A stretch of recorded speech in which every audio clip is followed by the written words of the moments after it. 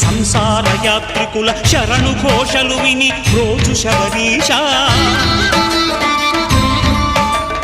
పాపాలు దోషాలు ప్రక్షాళనము చేయు పంపా నదీ తీర ఎరుమే నివాస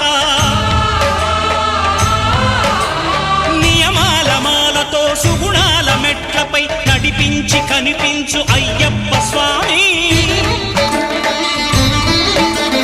మకర సంక్రాంతి సజ్జోతివై అరుదెంచి మహిమలను చూపించు మణికంఠ స్వామి